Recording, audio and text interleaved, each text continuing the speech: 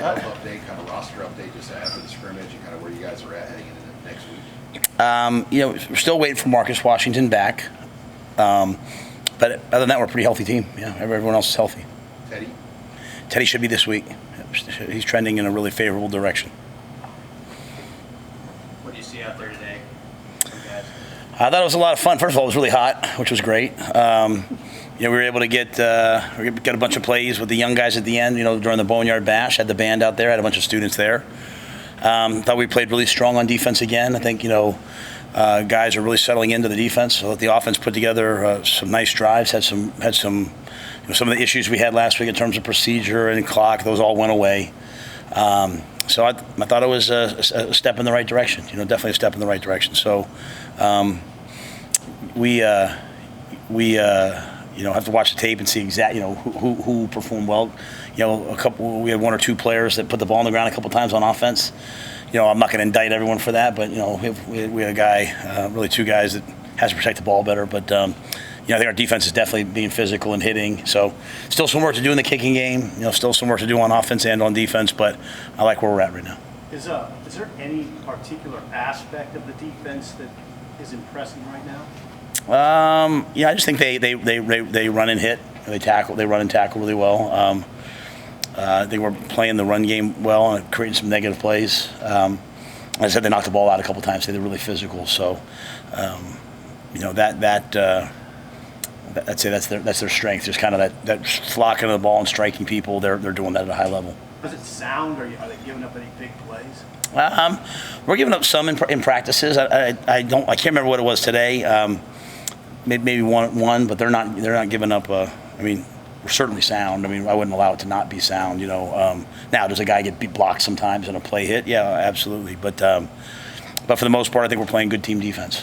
How does the whole complexion of the preseason, this month, change now that you're into the week before game week? The next week's a short week. The school starts Monday. How does all of that impact just what you're doing with the team? Yeah, I think one of the keys has always been to me, Mitch, not starting opponent prep too early. Sometimes, they think so much about the game. By the time they get to the game, it sounds dumb, but it's almost like boring. You know what I mean? There has to be some excitement about it in terms of the timings. You have to time it perfectly. So, we'll give them tomorrow off. Now, my version of off, which, we'll have a meeting in the morning to talk about academics for school and all that. So it's, academics, because we have school on Monday. Monday's an off day for them as well. So we'll give them 2 days back to back. So the first day of school and that Sunday. So they have a chance to kind of recover now. We've gone really hard. For some of them, it's the hardest thing they've probably ever done, and it's good. And so I'm pleased with them. So we'll take 2 days, and then we'll kind of, go 3 in a row. Tuesday, Wednesday, Thursday. We'll have a mock game Thursday night under the lights. I'll come in Friday, do some stuff, give them Saturday off. Then we'll practice on Sunday like a normal game week, give them Monday off, and start again on Tuesday. So in terms of opponent, scout, and prep, really talking completely about the opponent. We'll introduce some things on Tuesday, Wednesday, Thursday, and then really that Friday will be truly a, hey, hang everything up. Hey, we're in game week. Matt, Marcus Satterfield asked Jeff Sims to cut down his turnovers and raise his completion percentage in the spring, as he did. Did that carry over into August that you've seen?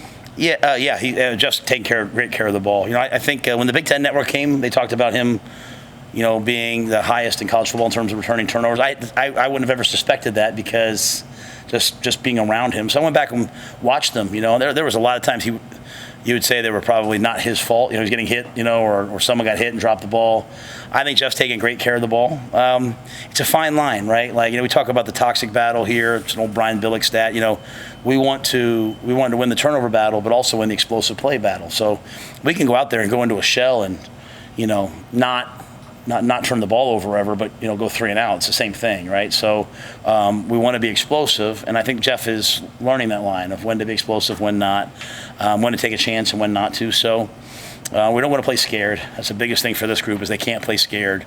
So, but I think he's done a really nice job, Steve. I think he's playing really good football, and there's still a lot to learn.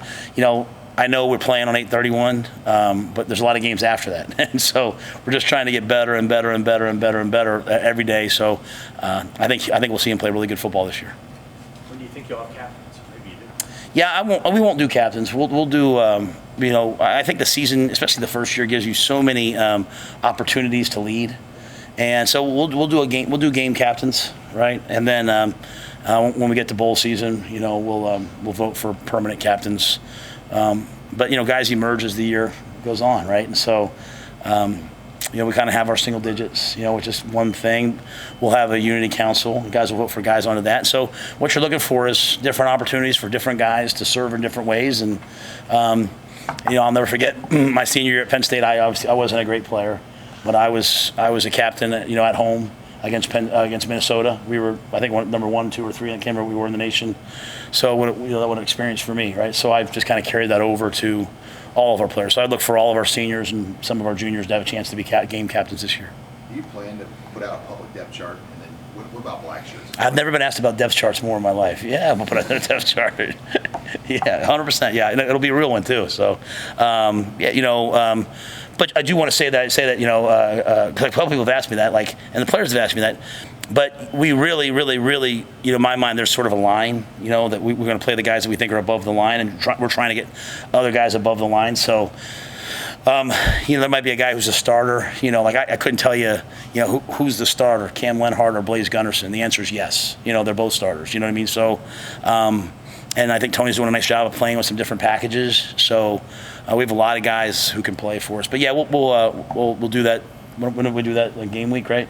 So we'll do it, going into game week, because I'm still in the mode of these next 3 days. I also want to see, Sean, who can handle the grind that I want when school starts. You know what I mean? Who can handle tonight? There's no curfew tonight for the first time.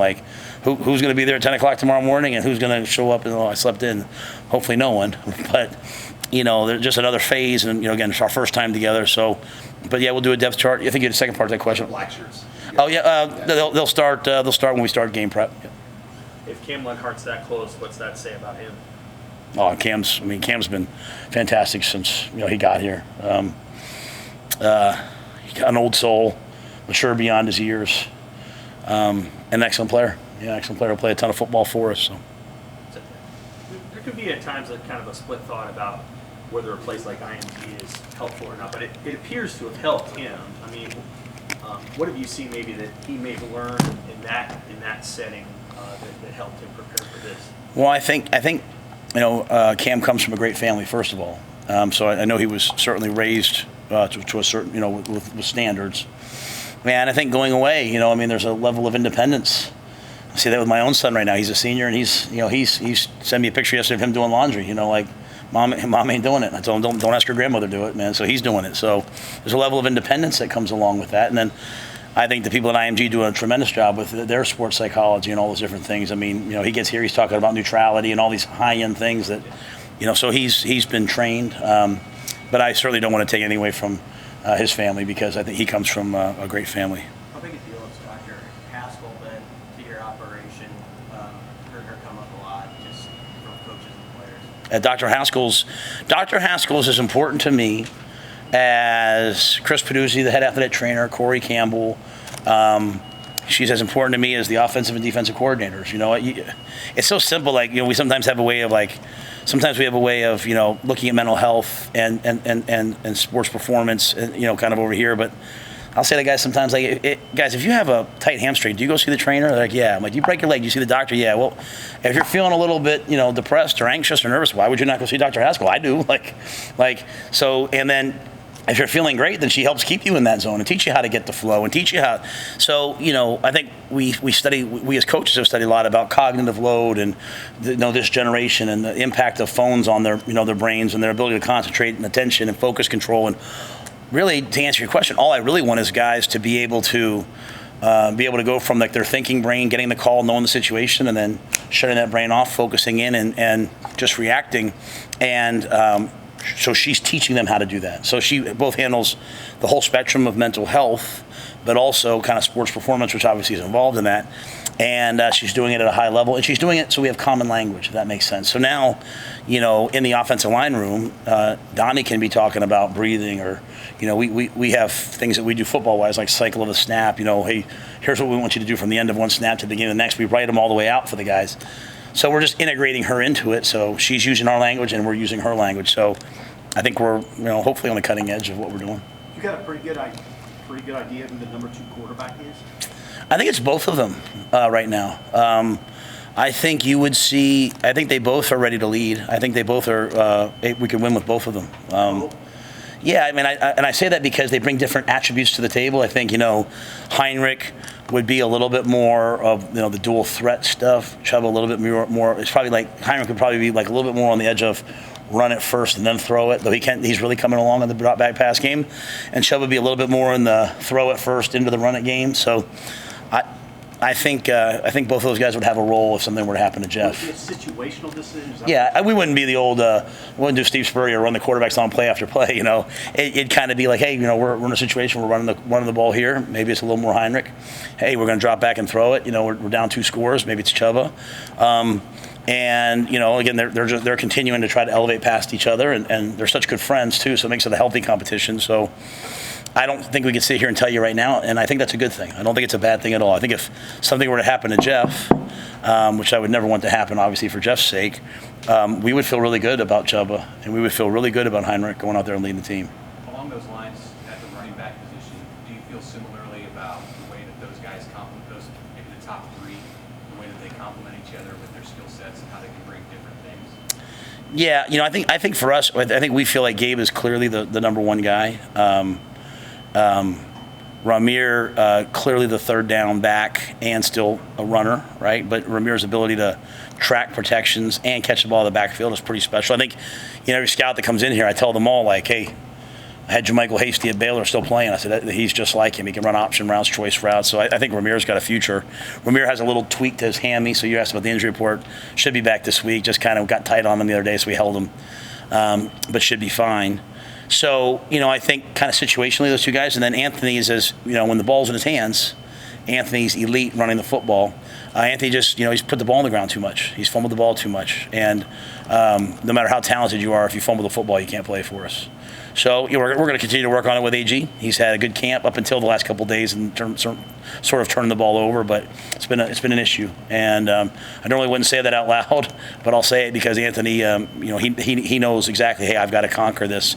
But when he's right, he sees it as well as anybody. And then we have a 1-2-3 punch. And then I'd say Emmett Johnson is, he's in the running to be our starting kick returner.